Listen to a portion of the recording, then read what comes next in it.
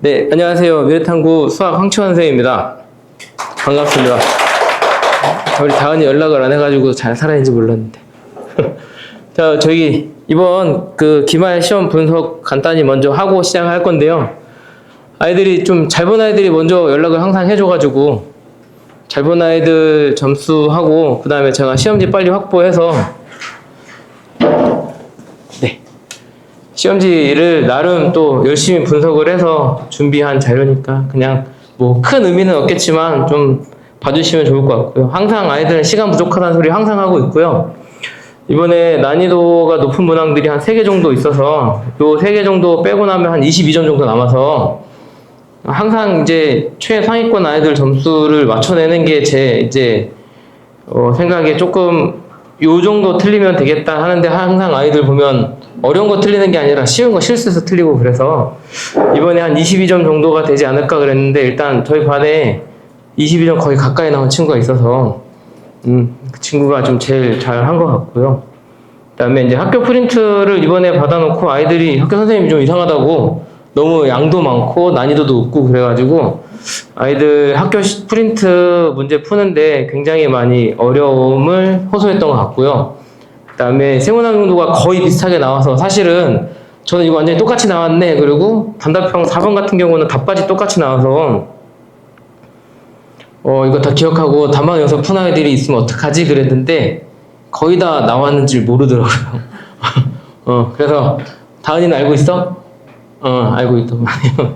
네, 그 다음에 이제 그 모의고사 최대 5단 문제로 예상되는 문항이 좀 이따 한번 보여드릴 건데 이게 2022년 6월 고2 모의고사 문제인데 정답률이 2%밖에 되지 않는 이제 엄청나게 어려운 문제에 또 출제를 하셨더라고요. 그래서 이번 전체적인 총평을 드리면 일단 저희 중간고사는 아마 공부를 대충 한 친구들이 풀 수 있는 문제가 거의 없었는데 이번에는 앞에서 쭉 보니까는 되게 쉬운 문제들, 그러니까 공부를 많이 안 해도 어느 정도만 했으면 풀 수 있는 아이들이 좀 어느 정도 점수를 확보할 수 있을 것 같아서 제가 봤을 때 하위권 아이들은 점수가 조금 올랐을 것 같고 그래서 이제 그 아이들이 점수를 끌어올려서 평균은 조금 올라갔을 건데 아마 이제 그 단원인 아이들 되게 힘들어하는 삼각함수 단원도 들어가 있고 수열도 아이들 만만치 않아 해서 점수 상승폭은 그렇게 크지 않을 것 같고 그 다음에 이제 상위권 아이들이 느끼는 체감 난이도는 아래 거에서 발견되는 게 아니라 이제 고난도 문제에서 변별력이 있으니까 그 아이들이 생각했을 때는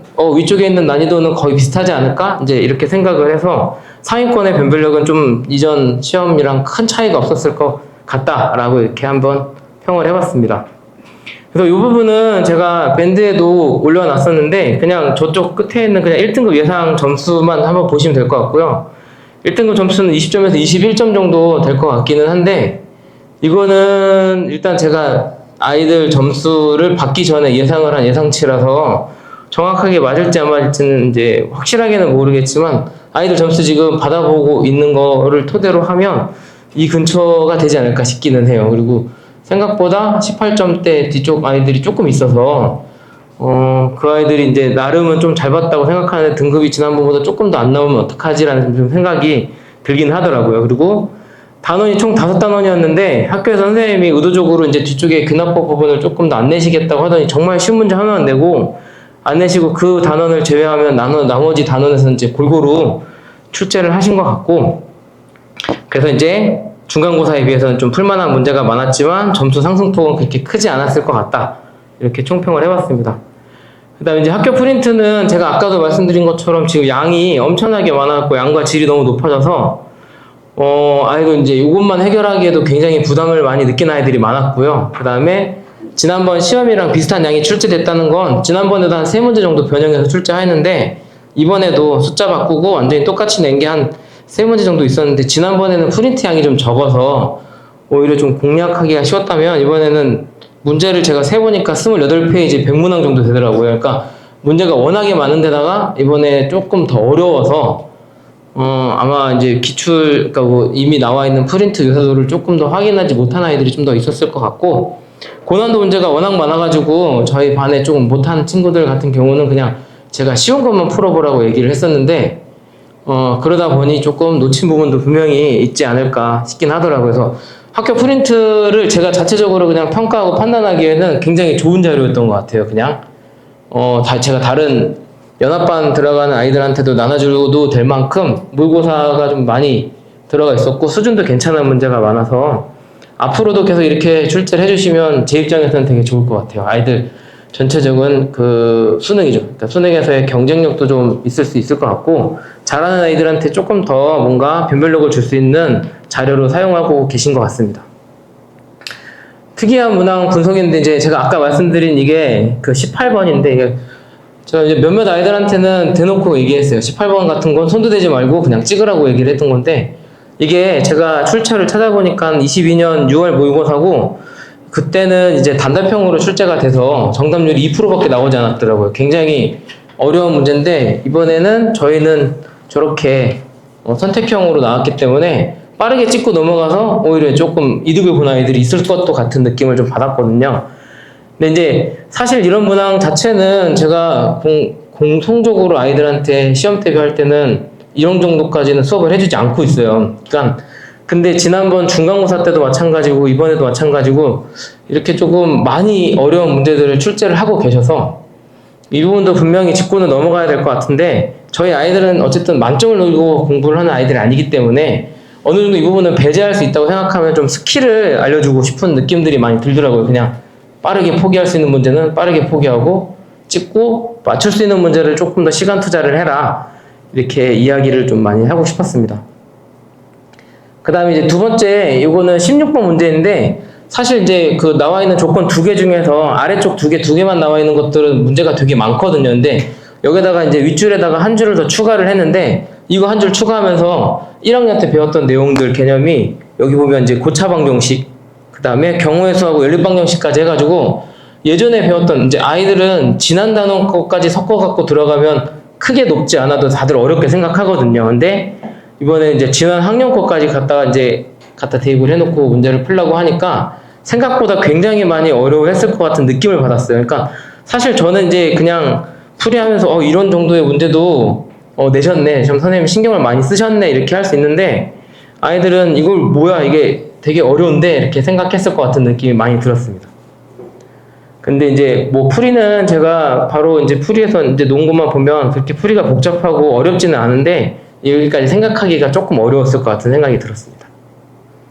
그 다음에 이제 다음은 적중문항들인데 사실은 이 적중문항들은 뭐 학교 프린트도 다 모의고사 베이스 기반이고 저도 아이들한테 많이 주는 게 숙제도 거의 다 모의고사 기반이고 그 다음에 시중 교재들도 대부분 다 모의고사 기반이기 때문에 여기 이제 적중문항 뭐 제가 특히 더 유명해가지고 무조건 맞히는 건 아니고 대부분 다 수업 시간에 다뤘던 문제들이 많이 나왔다. 이것도 이제 학교 프린트에 나왔던 거고 제가 학교 프린트랑 똑같은 문항을 주지 않고 학교 프린트 유사 문항이라고 해서 제가 쓰고 있는 프로그램에 문제를 집어넣으면 원 문제를 찾을 수가 있거든요. 그래서 그 원 문제 유사 문제를 끼워서 놓고 숫자만 바뀌어 있고 방향이 바뀌어 있는 문제들이 좀 더 출제가 되는데 그런 데서 비슷한 문제들이 좀 나왔습니다. 얘 같은 경우도 다 뭐 과제 프린트 이런 데서 다 나왔던 것들이고요. 그래서 이제 요거는 얘예요. 이게 얘 같은 경우도 학교 프린트 문제랑 똑같이 나온 건데 뭐 아이들은 알고 풀었는지 어쩐지 모르겠어요. 다은이 이거 선생님한테 물어봤던 건데 맞췄나? 그치? 아니야? 난 기억하고 있어. 네가 질문한 걸. 네. 뭐 그래서 이제 요 문제인데요. 요 문제가 지금 단답형으로 출제가 되었는데 얘가 원래는 선택형 문제였고 이 부분이 마지막 보기 디귿에 있는 답이랑 완전히 똑같이 나와서 되게 많이 어렵다고 했던 문제고 한 여러 번 풀어도 줬던 문제인데 맞춘 아이들이 생각보다 많지 기억을 많이 못했더라고요. 그래서 조금 아쉬움이 많이 남았던 문항이고요.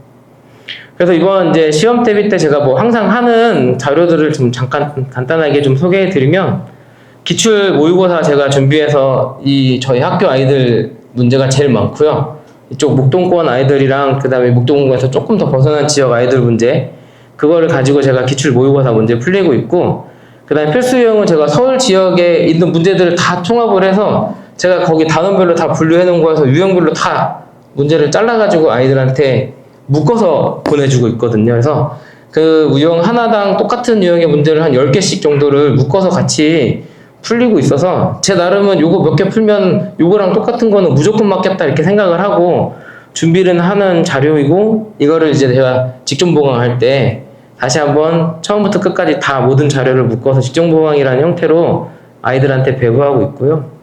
그 다음에 이제 과제는 제가 이제 60문제를 아이들한테 배부하고 있는데 앞에서 한 20개는 좀 쉬운 문제들, 그 다음에 뒤에서 한 5개는 좀 아까 말씀드린 그 모의고사 30번이나 19번, 20번 같이 좀 어려운 문제들, 걔네들까지 좀 폭넓게 지금 집어넣고 있는 자료인데, 제가 아이들한테 이번에 시험 마치고 돌아오면 제일 먼저 강조하고 싶은 게 숙제의 좀 중요성이거든요. 이상하게 저희 애들 중간고사 보고 나서 되게 많이 바빠가지고 숙제를 많이 못 해온 아이들이 많았었어요. 되게 숙제 되게 버거워하고 힘들게 끌려온 아이들이 있었는데, 결국 이번에 시험 보고 나서 성적 제가 받아보면 숙제 성실하게 끊임없이 잘해왔던 아이들이 그래도 점수가 잘 나왔던 것 같거든요. 그래서 좀 숙제 열심히 하라고 다시 한번 강조하고 싶고요.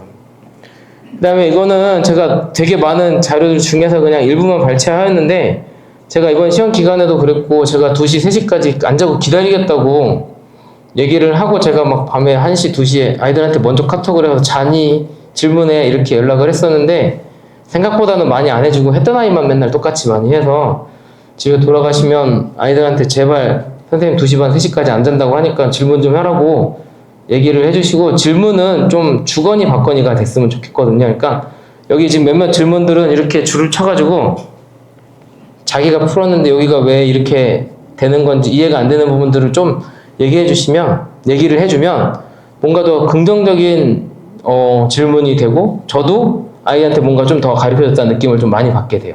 근데 어쨌든 저희 아이들한테 좀 다른 더 중요한 과목들이 많다 보니까 제가 강제로 질문을 하라고는 못하는데, 이렇게 하고 있는 아이들도 있으니까 저희 친구들한테 집에 가서 꼭 질문 좀 많이 해서 선생님 써먹으라고 제가 매번 얘기하고 있거든요. 얘기 좀 해주시고 감사하겠습니다. 저희 여름방학 스케줄 안내 잠깐 해드릴 건데요. 지난 겨울방학이랑 마찬가지로 월, 수, 금에 3일 진도를 나가게 되고요. 그 다음에 월요일이랑 금요일날은 수투 진도를 나가게 되고, 그 다음에 수요일날은 확통을 하는데, 자세히 모르실까봐 제가 수투는 2학기 진도라고 보시면 되고요. 그 다음 확률 통계는 저희가 이제 어문계열 학교이기 때문에 선택 과목이 딱 정해져 있어요. 그냥 확통으로 그냥 3학년 1학기 때 내신으로 확통을 다 보게 돼 있고, 수능도 확통까지 다 보게 되니까 이번 방학 때 좀 해놓지 않으면 겨울방학이 조금 더 어려움을 느낄 수밖에 없을 것 같고, 사실상 겨울방학에 확통만 하기에는 좀 시간이 좀 많이 아까울 수도 있을 것 같고, 이제 본격적으로 수능도 같이 공부를 해야 되니까 이번 여름방학에 제가 지금 최대한 가볍게 어떤 내용이 있는지 위주로 좀 공부를 하려고 하고, 메인은 수투가 될 거예요. 그래서 제가 저희 센터장님한테 따로 요청을 해가지고 화요일날 문제풀이 시간을 강제로 박아 넣었거든요. 제가 화요일날 시간이 딱 비는 시간이 저기가 있어서 아이들은 좀 필수로 참석시켜가지고 저 시간에 문제를 좀 많이 풀려주고 싶거든요. 그래서 일단은 수업 시간에 소화가 안 된 부분에 대한 질문도 하겠지만, 제가 항상 아까도 얘기했지만 과제가 제일 중요하거든요. 그래서 좀 과제 질문 위주로 좀 많이 하려고 하고요. 그래서 이제 아까 말씀드린 대로 수투는 개학과 동시에 내신 대비를 진행할 수 있을 정도로 만들어 놔야 되기 때문에 이번 방학 때 개념을 한번 싹 훑을 거예요. 그래서 지난 겨울방학까지 해가지고 저희가 수투를 저희 이제 워낙에 계속 다녔던 친구들은 한 번을 다 공부를 하긴 했는데, 제가 시험 기간 중에 좀 물어봤더니 많이들 까먹었다고 얘기를 해서 제가 지금 일단 방학 때 공부할 내용은 조금 더 가볍게 할 거고, 그 다음에 클래식 시간에 문제는 제가 시중교재를 좀 생각을 하고 있거든요. 아예 시중교재 하나를 정해놓고 그냥 그 교재를 끝내는 스케줄로 한번 짜서 진행을 하려고 하고 있고, 개학하면 다시 아까 말씀드린 모의고사 수준의 문제풀이 위주로 진도를 나가려고 합니다. 그 다음에 회차별 강의 계획인데, 아까 말씀드린 대로 그냥 수요일날은 지금 확률 통계 부분이고, 그 다음에 월이랑 금요일날, 그 다음에 저기 금요일날 모의고사 일정까지 이렇게 준비되어 있는데, 모의고사 일정은 제가 모의고사는 뒤에서 다시 한번 말씀드리도록 할게요. 그래서 이제 여기 있는 내용들이 하루 4시간 가지고 진도를 진행하기 때문에 깊은 문제까지는 좀 힘든 상황이고, 일단은 가볍게 개념 설명부터 해가지고 모든 유형들, 그러니까 필수적인 유형들을 한 번씩 쭉 달아보는 시간을 가질 거고, 그 다음에 확통 같은 경우는 정말로 필요한 내용들, 이 단원에 어떤 내용이 있는지 위주로만 좀 가볍게 읽고 지나갈 거니까 저 부분 때문에 너무 부담을 갖지 말아 달라고 말씀드리고 부탁드리고 싶습니다. 모의고사는 매주 금요일 7시에서 이제 10시까지 진행을 할 건데, 이건 이제 저희 지난 겨울방학이랑 마찬가지 일정이고요. 이번에 시험은 고2 9월달 모의고사로 이제 구성을 할 거라서 고2 모의고사는 이제 수원 전범위하고 수투의 극한인데 극한은 아마 이번 중간고사 부분에 무조건 들어갈 부분이라서 제가 일단 모의고사 앞에 차에 있는 극한 부분을 좀 빼고 뒷차 들어갈 때부터는 극한까지 다 집어넣어서 아이들 수원 부분을 계속 끊임없이 이제 반복해서 공부할 수 있게끔 진행을 할 예정이고, 그 다음에 아래쪽에 있는 거 본 것처럼 지난 방학 때처럼 분석표하고 해설지 따로 제공을 할 거고, 제가 이 부분에 대한 질문은 수업 시간에 받기 힘들 것 같아서 지난번에도 아이들한테 제가 일과 외 시간에 좀 카톡으로 질문을 해달라고 얘기를 했고, 그 부분도 좀 많이 이용하라고 얘기를 좀 전달해 드리려고 합니다. 그래서 지금 이제 제가 쓰고 있는 프로그램에 이제 이 정도까지 유사한 문항이 나오거든요. 지금 제가 보면 위아래 거의 뒤집혀져 있는 문제이고 거의 똑같은 문제인데, 아이들은 어쨌든 한번 봤던 문제도 이상하게 좀 더 보고 싶지 않아 하는 부분도 분명히 있어서 유사한 문제로 평가를 했을 때 가장 좋은 게 뭐냐면, 일단 작년이든 재작년이든 나와 있는 부분들은 다 등급까지 나와 있는 상황이니까 제가 최대한 비슷한 부분으로 정리를 해서 지난 겨울방학에도 제가 등급까지 같이 전달을 했었거든요. 그래서 요게 이제 기존 모의고사하고 등급 비교가 되게 용이하기 때문에 조금 더 아이들한테 도움이 되지 않을까 이런 생각을 가지고 진행을 하고 있습니다.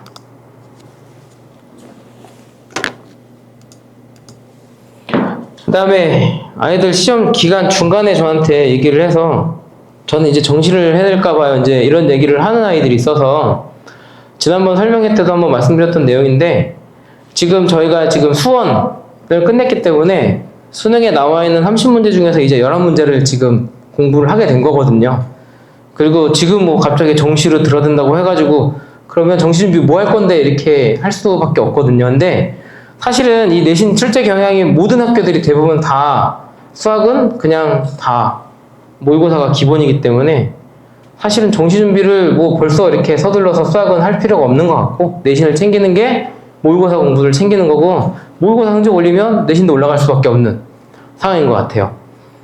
그 다음에 아직 배울 게 너무 많이 남아있어요. 그러니까 지금 이제 11문제 했고 앞으로 11문제가 남아있고 2학기 때 배우는 거 11개, 그 다음에 3학년 1학기 때 배우는 거 9개까지 8개까지 해서 이게 다 끝나야 이제 우리가 수능을 준비할 수 있는 과정이고, 이 고등학교 2학년 수학 내신 대비는 그냥 정시 대비랑 똑같다 라고 얘기해 주시고, 다른 과목은 조금의 연관성이 좀 떨어질 수도 있을 것 같은데 수학은 내신 준비를 열심히 하는 게 그냥 정시 준비한다 이렇게 생각해 주시고 아이들한테도 그렇게 조언해 주시면 좋을 것 같습니다. 마지막은 이제 저희 요아이고 수학 좀 자랑인데요. 지난번 중간고사 때도 전교 1등이 저희 반에서 나왔고, 그 다음에 1등급 5명 인원 나오는데 지금 3명이 저희 재원생이고, 이번에 점수 받아보니까 어쩌면 잘하면 5명이 다 재원생에서 나올 수도 있을 것 같은 생각이 들더라고요. 그래서 제가 이제 그런 아이들에만 뭔가 이렇게 더 맞춰서 진행을 하는 건 아닌데, 열심히 하는 아이들이 분명히 있는 거고, 그 친구들을 저희 지금 반에 있는 대부분의 친구들이 어떻게 공부하는지를 잘 모르고 있는 것 같기도 하거든요. 그래서 제가 항상 그 친구들에 대한 사연들이나 사례들을 이야기하면서 조금씩 자극을 좀 받을 수 있게끔 지도를 좀 하고, 우리 반 아이들한테 어느 정도의 이렇게 성과가 나오는 걸 보면 제가 일단 준비하고 있는 자료나 이런 것들이 크게 어긋나지는 않는 것 같거든요, 일단. 그래서 그 부분 조금 강조하고 싶고, 제가 이거는 저희 아이들 신입생 때부터 말씀드렸던 건데, 외고에서 수학이 좀 특별한 강점이 될 수 있도록 하는 게 제 목표이거든요. 그래서 지난번에도 저희 모의고사 6월달 모의고사 보고 1등급 받았다고 성적표 이렇게 자랑한 친구가 있었는데, 그 친구는 어쨌든 외고이지만 수학 1등급이라는 또 다른 강점을 가질 수 있는 아이이기 때문에 굉장히 좋은 플러스적인 요소를 가질 수 있다. 그래서 수학도 조금 더 신경을 좀 써달라 이렇게 좀 부탁드리고 말씀드리고 싶습니다. 네, 감사합니다.